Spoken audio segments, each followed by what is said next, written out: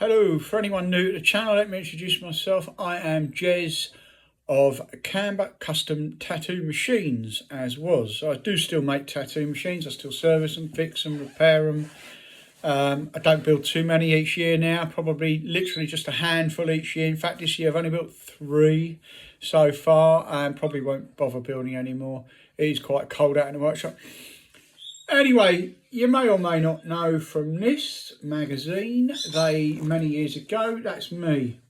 Look, I don't know, I think I was more handsome then, but although that is difficult. Anyway, look, so 6-page feature they did on my workshop, okay. The editor of the magazine came along with one of the artists out of his studio and she built a machine.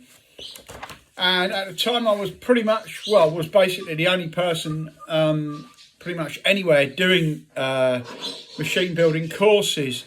You could come along and teach you how to weld, wind coils, engrave, use the lathe, and you'd make the whole machine. And it was great.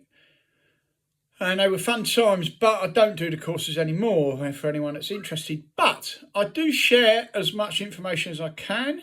And I share a lot of information on this channel. If you have a search through, you will find quite a lot of videos. Some of them short, some of them a bit longer.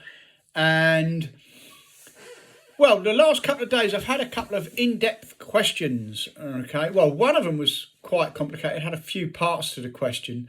So I'm going to cover that in a minute. But I had a question here. I've got my computer in front of me, and that's what I'm looking up at here. From a... Richard, okay, I don't know where you are, Richard, but hey, how you doing? Richard M, I won't say your whole name. And it says, have you by chance brazed a coin to a side plate? If so, how would I do it? I was told to use 60-40 solder and to heat it up from behind. If so, how hot should I get the metal to introduce the 60-40? Okay, so that's a fair point. If you haven't sort of brazed before, it's brazing as opposed to, it's kind of a cross between soldering and brazing. By 60-40, I'm going to presume you're meaning silver solder. Now I've used everything from 40 to 50% silver rods. I did in fact favour 46% silver rods. Very thin rod. They're only, you know, so thin, you know, I don't think they're even 2 mil thick, to be honest. And you do need a specific flux. You can't just use plumbing flux. There's a much more specialist flux that goes with it. SIF is where I used to get mine. I think mine got thrown out. If you don't store it properly, it goes solid in the pot, right? And because I hadn't used it for a good while, it went off. But I'm sure you can find SIF flux powder. Now, let me give you an example of what I think Richard is talking about. So this is a standard mild steel side plate, and I've brazed on a brass coin there. Now, what you see in the gold sort of mess around the edges is in fact silver solder. It comes out sort of like a brass look, and it does polish up really nice. If you're not careful, here's one I did with a turtle coin. Actually, the turtle coin was a pretty poor mix and it did start to melt. And as you can see, the solder blended in with the coin, so effectively I scrapped that frame. Now, this one, so what I did with this one, sometimes I'll drill a hole through from the back. But what I did with this one, so I heat it up, so it's effectively red hot, but not like really glowing and almost going white, just hot. Then I'll dip the solder, the silver solder rod. I'll heat that a little bit, just heat it very slightly, just so it's warm, and put it in the solder powder. The solder powder then sticks to the rod. Then what I personally do, I then wipe that rod, not with any heat, I just wipe it over the hot metal so that the flux transfers onto the metal and The reason behind flux is it actually cleans. It's like an acid effectively, and it cleans the surface of the metal, enabling the two dissimilar metals to become brazed to each other with the when the solder is added. So typically what you can do, you can put a bit of silver, you can put a bit of solder onto the frame with some heat, but that's going to kind of run everywhere unless you've got a little indentation. You could maybe countersink a little hole in there or something. So what you would do in that instance, what I've done basically is I put the flux onto the frame, and that you'll see it's sort of changing colour with the heat.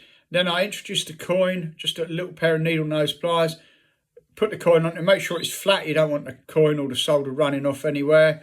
Okay, and let's just say this is the solder. Obviously it's much thicker, right? Have I got anything a bit more suitable? That. Let's just say that is the solder. So this is in a vise, obviously holding the frame. And then I would introduce the solder around the edge, okay, and just introduce it in around here. So you're not putting too much, you're not getting the coin glowing an insane colour, because obviously the brass will melt before the steel. Okay, and you will see how it's sort of taken there, and that will happen as you're doing it. And make sure you get it all the way round, and then when it's cooled down, I've got your wire wheel on your bench sort of grinder thing there. That's what I use anyway. And then grind off, wire wheel off the excess flux, because that flux does in fact set solid. You know, you basically got to chisel it off.